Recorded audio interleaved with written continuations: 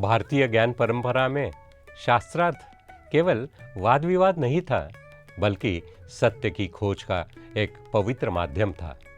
आदि शंकराचार्य और मंडन मिश्र के बीच हुआ संवाद हो या अष्टावक्र और बंदी का शास्त्रार्थ, इनका उद्देश्य किसी को पराजित करना नहीं, बल्कि ज्ञान के माध्यम से सत्य को प्रकट करना था।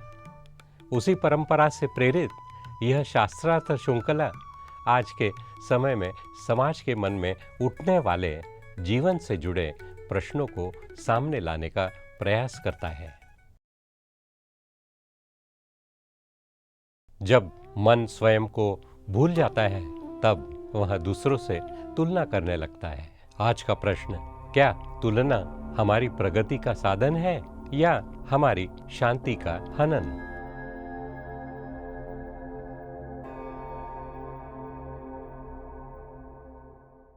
हे साक्षीपूर्ण, आज का युग तुलना का युग है। सोशल मीडिया पर हर दिन लोग अपनी उपलब्धियां दिखाते हैं।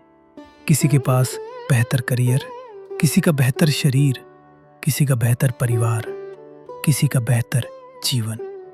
मैं चाहूं या ना चाहूं, मन तुलना करने लगता है। जब कोई आगे निकल जाता है, भीतर से ईर्ष्या उठती है। जब मैं आगे होता हूं, अहंकार आता है। क्या तुलना स्वाभाविक है? और यदि है, तो इससे मुक्त कैसे हूं? हे मन चंचल, तुलना तब जन्म लेती है जब तू स्वयं को नहीं जानता। जिसे अपनी दिशा का ज्ञान है, वो दूसरों की राह नहीं नापता।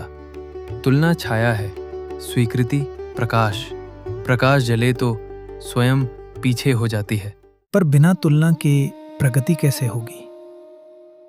यदि मैं दूसरों को देखकर प्रेरित न हूं, तो क्या मैं पीछे नहीं रह जाऊंगा? प्रेरणा और तुलना भिन्न है। प्रेरणा कहती है मैं भी अपने श्रेष्ठ रूप तक पहुंचूं। तुलना कहती है मुझे उससे आगे जाना है। प्रेरणा विकास है, तुलना प्रतिस्पर्धा से जन्मा भय। भय से की गई प्रगति शांति नहीं देती। मैंने देखा है, जब मैं किसी से पीछे होता हूं, तो स्वयं को छोटा समझने लगता हूं। क्या यह हीनता भी तुलना से ही जन्मती है? हाँ, जब तू स्वयं को मापता है किसी और की कसौटी से, तू स्वयं को खो देता है। कमल और गुलाब की तुलना नहीं होती, दोनों अपने स्वभाव में पूर्ण है। हीनता तब आती है जब तू स्वयं को किसी और की छाया में रख देता है। तो क्या हमें प्रतिस्पर्धा छोड़ देनी चाहिए? प्रतिस्पर्धा बाहर की नहीं, भीतर की हो। आज का तू कल के तुझसे बेहतर हो जाए, यही पर्याप्त है। दूसरों को हराने की इच्छा क्षणिक सुख देती है, स्वयं को निखारने की इच्छा स्थायी संतोष। पर समाज तो रैंकिंग से चलता है। स्कूल में अंक, नौकरी में पद, व्यापार में लाभ, इन सब में तुलना अनिवार्य है। तो क्या संसार के नियम बदल सकते हैं? संसार के नियम नहीं, तेरी चेतना बदलनी है। भूमिका निभा, प्रतिस्पर्धा कर, पर भीतर जान तू संख्या नहीं है, तू रैंक नहीं है। रैंक केवल व्यवस्था का साधन है, पहचान का आधार नहीं। जब मैं स्वयं को स्वीकार कर लूं, तब तुलना समाप्त हो जाएगी। तुलना स्वतः घटेगी, क्योंकि तब तू दूसरों को शत्रु नहीं, सहयात्री देखेगा। जब पहचान भीतर स्थिर होती है, तब दूसरों की सलता प्रेरणा बनती है, पीड़ा नहीं। सूर्य और चंद्रमा साथ आकाश में हैं, वे एक दूसरे से नहीं लड़ते। सुन मन चंचल, तुलना से जन्मता है अहम या हीनता, दोनों बंधन है। स्वीकृति से जन्मता है संतुलन, वही स्वतंत्रता है। दूसरों को देखकर जलना छोड़ दे, उन्हें देखकर जगना सीख।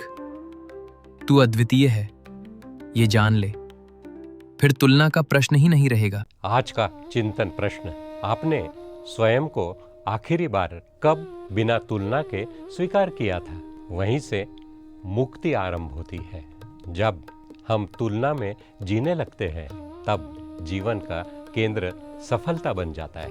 पर क्या सफलता ही जीवन का उद्देश्य है या शांति उससे अधिक मूल्यवान है? हर संवाद एक आईना है जिसमें हम अपने समय, अपनी सोच और अपने जीवन को देख सकते हैं। यह श्रृंखला हमें आमंत्रित करती है सोचने, समझने और सकारात्मक परिवर्तन की दिशा में आगे बढ़ने के लिए।